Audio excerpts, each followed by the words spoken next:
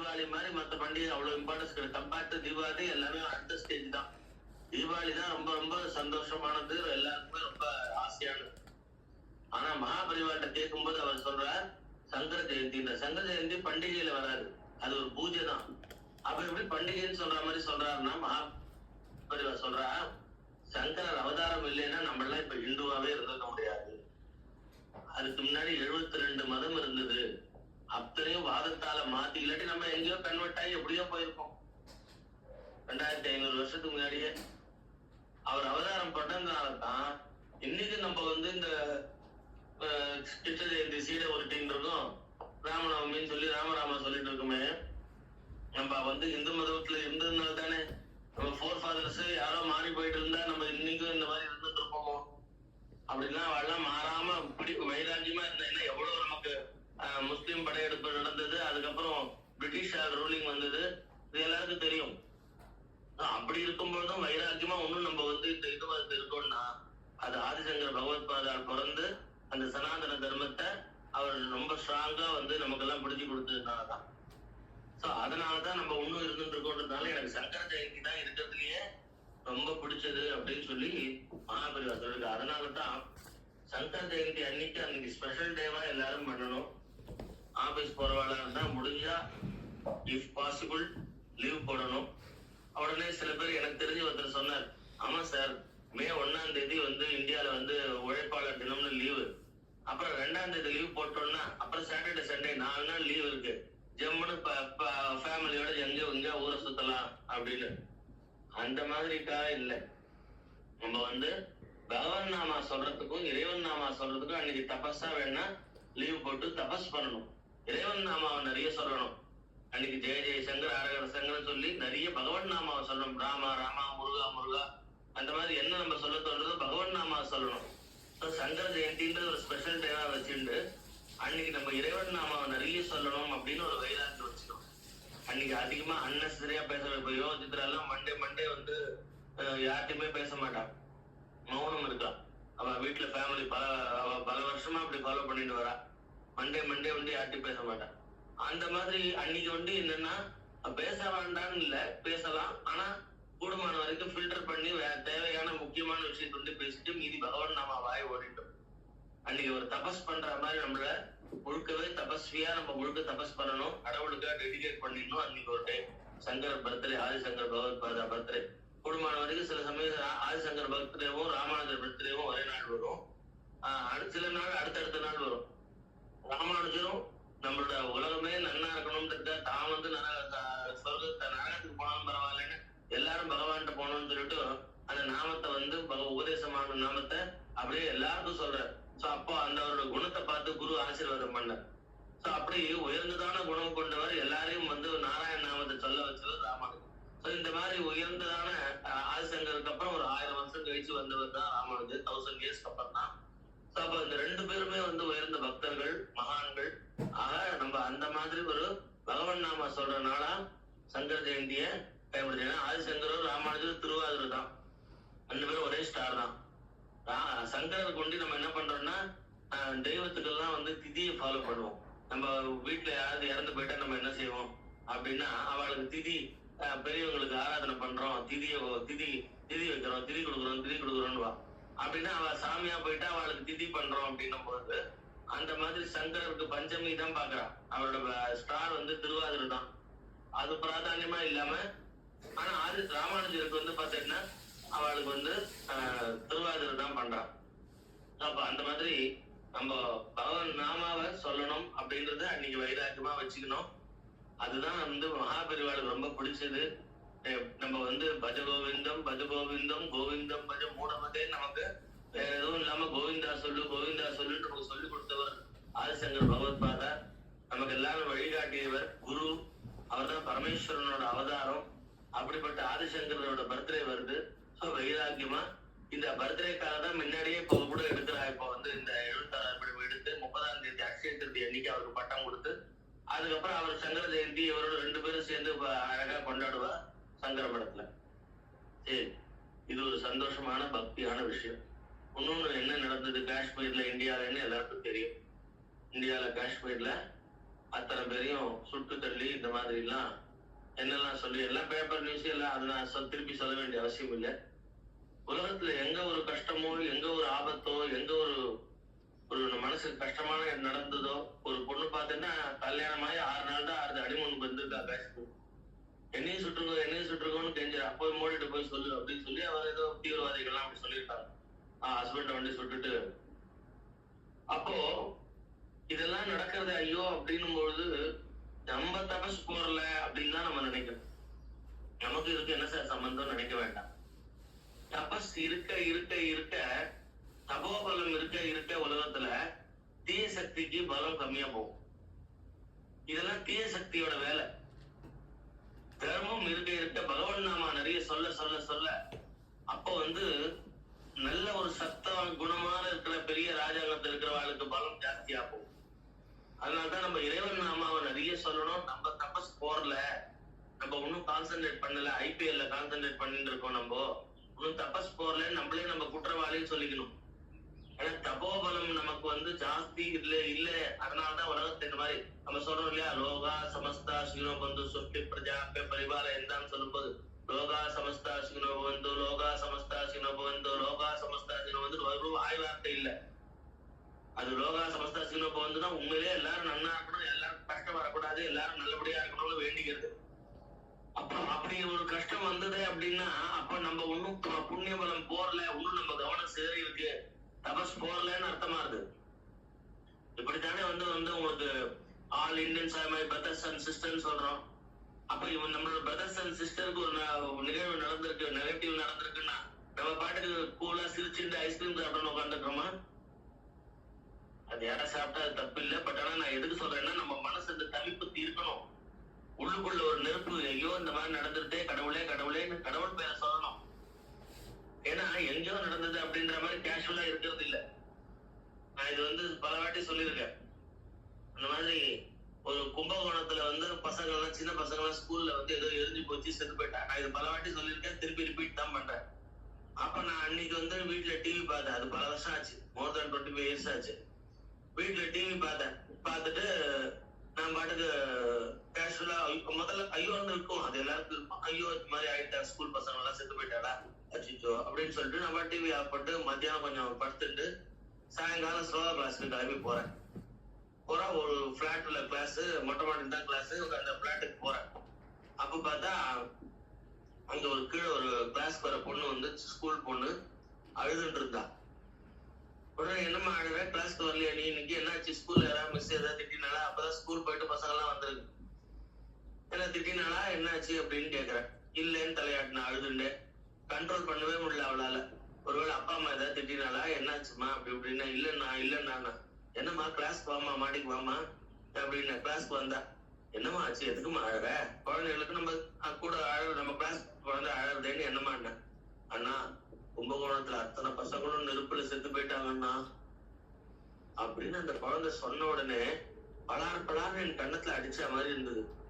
உனக்கும் தான் இந்த மெசேஜ் தெரியும், எங்கேயா ஒரு பொட்டு கண்ணீர் விட்டியோ நீ, ஐயோ அப்படின்னு சொல்லிட்டு ஐயோ அப்படி நடந்துட்டு அப்படின்னு நினைச்சு டிவி ஆஃப் பண்ணிட்டு நீ பாட்டுக்கு மத்தியானம் தூங்கிட்டு சாயங்காலம் எழுந்து சஞ்சாரம் பண்ணிட்டு எந்த கிளாஸ்க்கு வந்திருக்க. என்ன ஒரு உணர்வு இருக்கு உனக்கு? எங்கேயோ குழந்தைகள் எரிஞ்சு போச்சுன்னா நமக்கு அதுக்கு சம்பந்தம் இல்லை, நம்ம உறவுக்கார கிடையாதுதான். ஆனா உன் மனசுல ஒரு ஈரம் இருந்ததுன்னா, ஒரு ஆபத்து ஒரு கஷ்டம் யாருக்கு வந்தாலும் உன் மனசு அங்க அழணும், ஐயோ இப்படி நடந்துருத்தேன்னு நினைக்கணும். அதுக்காக இறைவன்கிட்ட பிரார்த்தனை பண்ணணும், இறைவா அந்த ஆத்மாவை சாந்தி அடைவி, அந்த ஆத்மாவை நீ அழிச்சுக்கோ அப்படின்னு கடவுளை பக்தி பண்ணணும். சோ இது அன்னைக்கு எனக்கு சொல்லிக் கொடுத்த ஒரு குழந்தை மூலியமா நான் தெரிஞ்ச பாடம் அது. இன்னைக்கும் நான் அந்த குழந்தைய பார்க்கும்போது சொல்லுவேன், அந்த பொண்ணு இப்ப பெரிய பொண்ணா இருந்தாவோ, நேரத்து ஒரு 30 அப்படி இருக்கும்போது அதை சொல்லுவேன், நான் உன்னை என்னைக்குமே நினைச்சுட்டு இருக்கேன்மா, அந்த ஒரு இன்சிடென்ட் என் மனசை தொட்டுட்ட, நீ அண்ணா மனசை தொட்டுட்ட. ஏன்னா உன் கண்ணீர் வந்தது பத்தியா, எனக்கு கண்ணீர் வரலையே, அவ்வளவு நான் பக்குவம் இல்லாம இருக்கேன் அப்படின்னு. அப்ப இந்த காஷ்மீர்ல இத்தனை பேர் இறந்து போயிருக்கா அப்படின்னு டிவியில பாப்போம், அதை பாக்குறத பாக்குறோம் போது உடனே நம்ம மனசுல அச்சிச்சோ நம்ம தபஸ் போறலையே, நம்ம கடவுள் பேரை ஒழுங்கா சொல்லல, கிரிக்கெட்ல மேட்ச்ல கவனம் செலுத்திட்டு இருக்கோம், நம்ம சென்னை ஜெயிக்குமா ஜெயிக்காதா, யார் கப்பு வாங்குவா வாங்க மாட்டா, இப்படி இதுல மனசு போயிட்டு இருக்கு, எவ்வளவு ஏமாந்து போறோமே அப்படின்னு சொல்லி மனசு அப்படியே அழணும். பகவன் நாமாவை நிறைய சொல்லதான் தீய சக்திக்கு பலம் வராது, நல்ல ஆளுக்கு பலம் ஜாஸ்தியாகும். தீய சக்தி ஒண்ணும் இல்லாம போகும். நம்ம அப்போ ஒவ்வொருத்தரும் என்ன நினைக்கிறோம்னா, எதையாவது ஒரு காரணம் வச்சு நம்ம மனசுக்கு சொல்லணும், நீ பண்ண தபஸ் போராது, நீ பண்ண சொல்ற பகவன் நாமா போராது, எதையும் லிங்க் பண்றேன் பாருங்க. எனக்கே தெரியும் இதுக்கு நமக்கும் நம்ம பண்ற தபஸ்க்கு என்ன சம்பந்தம். ஆனா அப்படி இல்ல. உலகத்துல ஏதாவது ஒரு அசைவு, இப்ப நம்ம பூமியில எர்த்குவேக்லாம் வருதுன்னா எங்கேயோ ஏதோ ஒரு அசைவு, எங்கேயோ ஒரு எர்த்குவேக் வருது. அப்ப எல்லாமே செயின் ரியாக்ஷன் தான், ஒண்ணுக்கு ஒண்ணு சம்பந்தப்பட்டதுதான். பிரபஞ்சமே ஒண்ணுக்கு ஒண்ணு சம்பந்தப்பட்டதுதான். எல்லாம் பிருத்திவி, அப்பு, தேஜஸ், வாயு, ஆகாசம் எல்லாத்தையும் சேர்ந்த கலவைதான் பிரபஞ்சமே. ஒண்ணுக்கு ஒண்ணு சம்பந்தப்பட்டதுதான். எங்கேயோ ஒரு இடத்துல நல்லது நடந்ததுன்னா அது எல்லாருக்கும் சந்தோஷம். ஒரு நல்லது நடந்தது, ஒரு துக்கம் நடந்ததுன்னா எல்லாருக்கும் அது கெடுதல். அப்போ நம்ம அப்படி நினைச்சு தபஸ ஒண்ணும் கூட்டிக்கணும். இறைவன் நாமாவை நிறைய சொல்லணும். ராமா ராமா ராமா ராமா ராமா, ஓம் நம சிவாய், ஓம் நம சிவாய், முருகா முருகா முருகா. பகவன் நாமாவை நிறைய சொல்லணும். எதையாவது லிங்க் பண்ணி கடவுள் பேரை நிறைய சொல்லணும். சோ அப்படி நம்மள நம்ம டெவலப் பண்ணிக்கணும். இந்த ஆத்மா அப்பதான் புனிதமான ஆத்மா. நம்ம ஆத்மா திருப்பி பர்த் இல்லாம ரீபர்த் இல்லாம வரணும்னா நம்மளோட எண்ணங்களை இந்த மாதிரி மோல்டு பண்ணிட்டு புனித பண்ணிட்டு நம்மள இன்னும் உயர்த்திக்கணும். வெள்ளத்தனை மலர் நீட்டம் மாந்தர்த்தம் உள்ளத்தனை உயர்வு. இறைவன் பார்த்துட்டே இருக்கான் உன்னோட ஒவ்வொரு அசைவியும். சோ உன்னோட குணம் எப்படி உயர்ந்து இருக்கோ, நீ பாட்டுக்கு உட்காந்து இன்னொரு ஜெயிச்ச எப்ப பாரு இதையே போட்டு இருக்காங்க சார், அந்த உட்காந்து அவங்க எல்லாம் பேட்டி கொடுத்துருக்க ஒரு சின்ன பையன் சொல்றான், இதெல்லாம் பார்த்துட்டே திருப்பு சேனல் திருப்பு, நம்ம தலைவர் நடிச்ச படத்தை பாருயா எவ்வளவு சந்தோஷமா இருக்கு. இப்படி நம்ம ஒரு ஒண்ணுக்கு உதவாத ஒரு கேவலமா இருக்கும். நம்மள நாம திட்டிக்கணும். நம்ம அப்படித்தான் நம்மளோட கவனம் இருக்கு. நம்மளோட மனசானது உயர்ந்து போக மாட்டேங்கிறது. நம்ம அவ்வளவு அளவுக்கு கேவலமா இருக்கும். உயர்ந்து போனோம். ஒவ்வொரு நிமிஷமும் கடவுள் பேரை சொல்லணும். ஏதாவது ஒரு சாக்கு வச்சு கடவுள் பேரை சொல்லணும். அப்படி இப்ப ஒரு சங்க ஜெயந்தி வருது, அக்ஷய திருதி வருதுன்னா என்ன, அக்ஷயமா வளரும். போய் தங்கம் வாங்கிட்டு வருதுன்றது இங்க நம்ம தமிழ்நாட்டுல அது பழகி போச்சு. ஆனா அப்படி இருக்கக்கூடாது. தான தர்மங்கள் பண்றது அக்ஷயமா வளரணும். நல்ல காரியம் பிறர்க்கின்னா உட்பகல் செய்யி தமக்கின்னா பிற்பகல் தாமே வரும். நிறைய பகவன் நாமா சொல்லு, அக்ஷயமா வளரட்டும். நீ எப்பயும் சொல்ற மாதிரி இறைவன் அனுகிரகம் பண்ணுவார். உன்னோட சூழ்நிலை எப்பயும் பகவன் நாமா சொல்ற மாதிரி உன் மனசை பக்குவப்படுத்துவார். அது வளரணும். அந்த அக்ஷய திருத்தி அன்னைக்கு தான் இப்ப பார்த்தேன்னா அந்த பீடாரோகணம் நடக்க போகுது. 71வது பீடம் அந்த காஞ்சிமட்டில் அவர் வரப்போறார். அன்னைக்குதான் அவருக்கு பதவி இது பண்ண போறார். நம்ம ஆச்சாரியனா நமக்கு குருவா நமக்கு அன்னைக்கு உட்கார வைக்க போற அவரை 71வது பீடம். சோ இப்ப இறைவன் அருள்ல என்னோட வயசுல நான் இப்ப இவரை பார்க்கும்போது 4வது பீடாதிபதியா பாக்குற பாக்கியம்.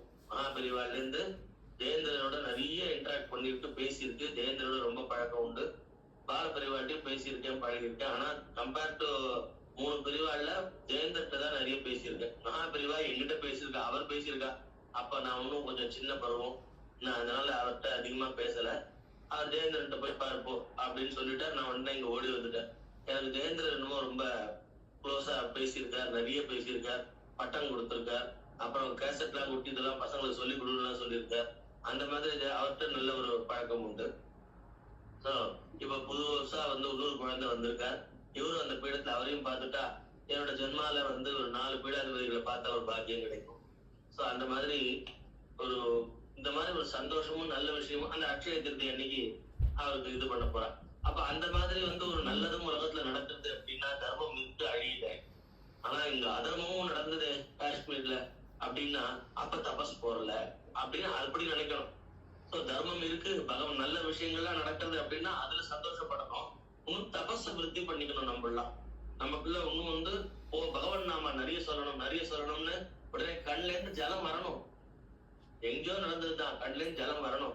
இறைவா இன்னும் நான் இந்த மாதிரி அசத்து எல்லாம் இருக்கிறதுனாலதான் நான் காளிமாக்கே சொல்லுவேன் இல்லையா, நான் பண்ற நிறைய தவறுனால்தான் அம்மா நீ அழகான பார்வதியா இருந்த, காமாட்சியா இருந்த, அப்படியே பார்த்தாலே அப்படியே பார்த்துட்டே இருக்கலாம் போல இருந்தது. ஆனா அவன் மூஞ்சி முழுக்க கருகருன்னு கருப்பாக்கிட்ட, கறி பூசிட்டேன்னு சொல்லுவா இல்லையா, நம்ம ஏதாவது ஒரு டிசப்பாயிண்ட் பண்ணிட்டா கறி பூசிட்டேன் மூஞ்சிலன்னு சொல்லுவாள். அந்த மாதிரி காளிமாக்கு கறி பூசிட்டேன், அவளை எதிர்பார்க்கற எதுவுமே நான் பண்ணல, டிசப்பாயிண்ட் பண்ணி பண்ணி பண்ணி கருப்பு காலி ஆக்கிட்டேன், கறியை காலி ஆக்கிட்டேன் அப்படின்னு நான் சொல்லிப்பேன். நான் தவறு பண்ணிட்டேன், நான் அதிகமா பண்ணிட்டே இருப்பேன் தவறு. ஆனா அம்மாட்ட சொல்லிட்டே இருப்பேன், உன் மூஞ்சில நான் எவ்வளவு கறி பூசுறேன், நீ என்ன எதிர்பார்ப்ப, இவன் நல்லபடியா மேல வருவான், பக்தி நல்லா பண்ணுவான்னு எதிர்பார்த்தேன். ஆனா நான் இவனை டிசப்பாயிண்ட் பண்ணிட்டே இருக்கேன், தொடர்ந்து பண்ணிட்டே இருக்கேன், அதான் மூஞ்சில கறி பூசிட்டேன்னு. சோ அந்த மாதிரி நம்ம வந்து இறைவன் நாம சொல்லாத நாள்ல இப்படி இறைவன் மூஞ்சில கறி பூசின மாதிரி நாள் தான். நம்ம இறைவன் நாம சொல்லணும், பகவத் பக்தி பண்ணணும். இந்த கிளாஸ் அதுக்குதான். ஒவ்வொருத்தரும் பாத்தீங்கன்னா, இப்ப அந்த குழந்தை வந்து இவ வந்து ரம்யா வந்து நான் வந்து 63 நாயனார் பத்தி சொல்றேன்னு ஆரம்பிச்சு சேக்கிழார் பத்தி எல்லாம் சொன்னான். யோசனை பண்ணி பாருங்க, எந்த அளவுக்கு வந்து சாதாரண விஷயமா இது. அப்ப ஒரு பிளான் பண்ணி நான் பண்றேன் அப்படின்னு ஒரு படிச்சுட்டு வந்து பண்றேன், ஒரு செய்யறேன் வைராக்கியமா.